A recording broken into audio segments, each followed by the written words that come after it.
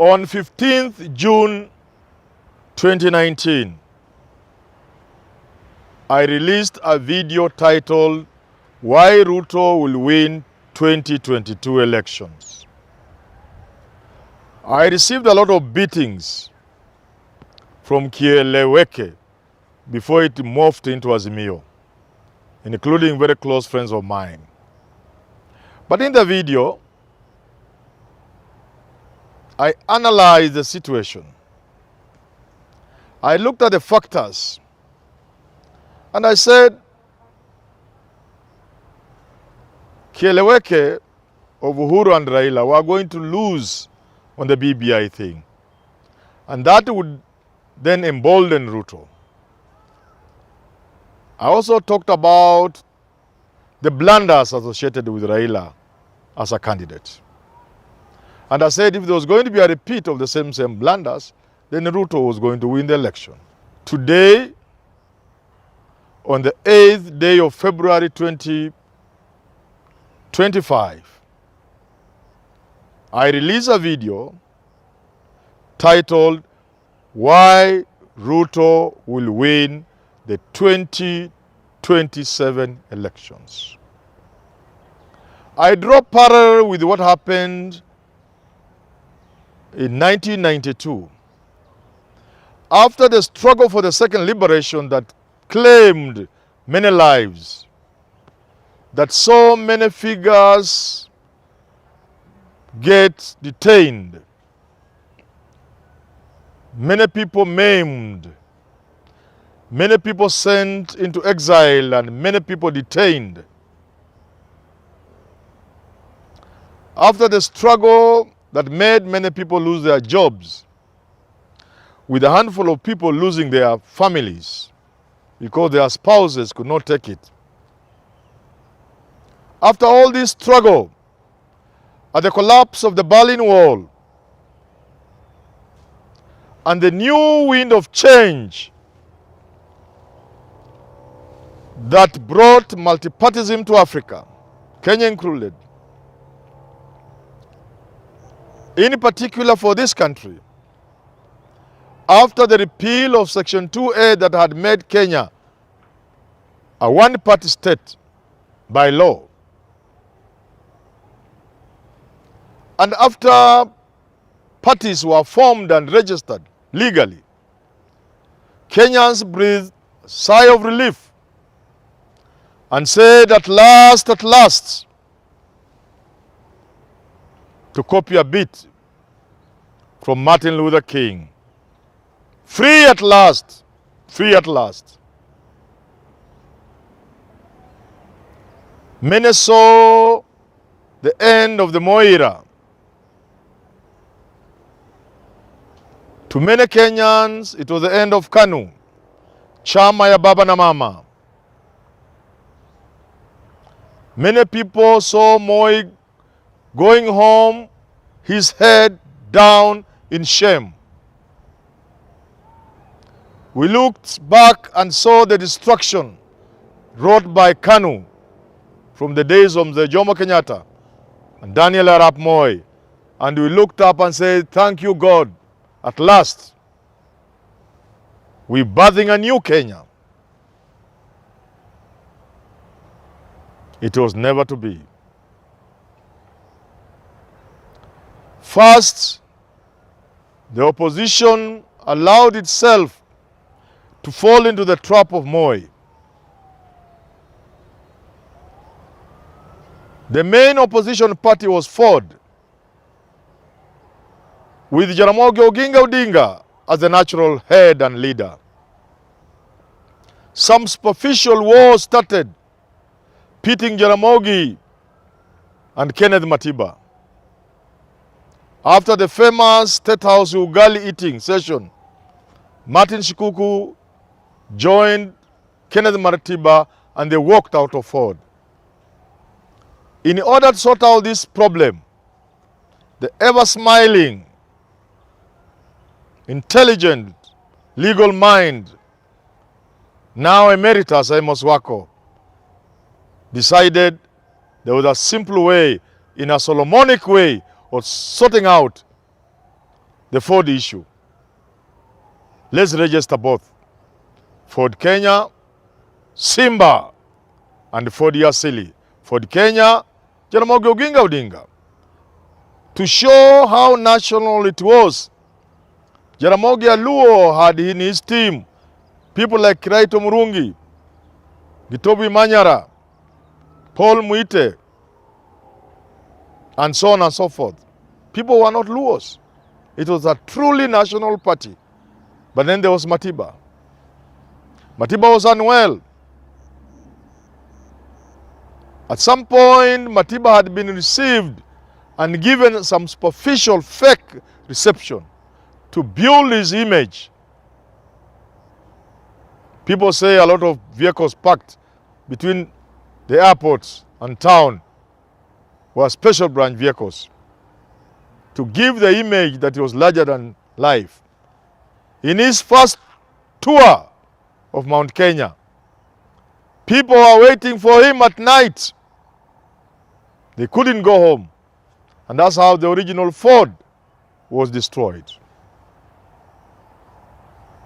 When we thought that was enough, somehow and from nowhere, Jeno Kigwoya, gentleman Mwai Kibaki, I think around Christmas Day of 1990 or thereabouts, came up with the Democratic Party. Matiba, having been part of the destruction of Ford, became the target. Mwai Kibaki came on board, meaning the Matiba was naturally, smoothly, effortlessly going to beat Moi had his Mount Kenya votes split. That is what it was. Needless to say, when the elections came 1992, Moi smiled back to State House. Moi's votes were far less than Matiba's and Kibaki's votes combined. Meaning, even if Matiba alone had stood against Moi, even if Jaramogi and the rest were there, Moi was going to lose.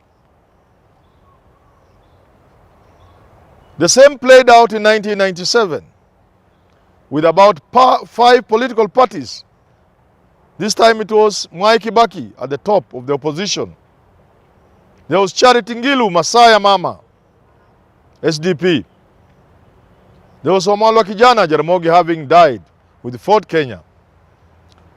There was Tinga, Jaramogi's son, Engineer Amolo Raila Odinga, with NDP. I think there was another party and a few others. Let's not even begin to say whether there was an election, because they all lost. And Moi, once again, beat the opposition. In 2027, looking at the blunders of the current government, looking at how angry the Kenyan people are, looking at the burden of taxation in this country, looking at the levies imposed on the people of this country, looking at the hunger and the anger in this country, looking at the collapsed healthcare system and the ever-struggling education system, the mess in the education that includes the terrible funding model that is keeping university students out of campus. It's obvious Ruto should be defeated. But where is the man to beat Ruto? Ruto himself has said he can't see anybody. Maybe he's right. So I look at 2027 and I look around and ask Kenyans, you are suffering under the burden imposed by these people, this government. you have votes that can remove Ruto from power. Are you going to do it? I don't see that effort. And therefore, on this 8th day of February 2025, I look at the 2027 and I see Matiang'i struggling with Omtata. I see Jimmy Wanjigi struggling with Kalonzo Musyoka. I look at these struggles and wonder, will they produce a person, one person, strong enough to defeat Ruto? I have a problem arriving at a yes answer. I look at the anger by the Gen Zs. I look at the revolution of June last year and say, is there an individual able to harness the Gen Z anger and drive Ruto out of power? Unfortunately, I don't see that happening. But my worst fear, which I must share with Kenyans today, is that all these candidates are status quo candidates. Just like Moi was able to play around with opposition then, I'm almost convinced, and I see it happening, that these status quo candidates, these system candidates, will be no match to Ruto, for Ruto. In fact, he will play around with all of them. From that mix of 5 or 6 candidates, I will be shocked, not surprised. I will be shocked if 2 or so of them are not Ruto candidates. I will be shocked. Given that all of them are status quo candidates. These are not people who want to see this country in a different way. Ruto must be looking and smiling and wondering, if I'm with Raila in my corner, can Kalonzo really be my match? Because I also look around and say, what strategies are people like Kalonzo putting in place to effectively occupy the opposition space? I see none.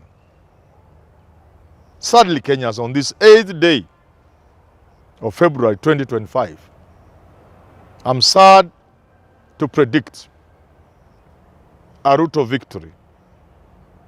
Mainly because the people offering themselves for this are a people who Ruto can very easily deal with using any means.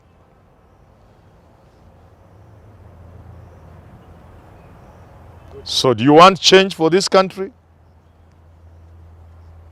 If Kenyans want change for this country, they must look beyond the traditional status quo candidates. That way, they could stand a chance against Ruto. Otherwise, you can as well forget.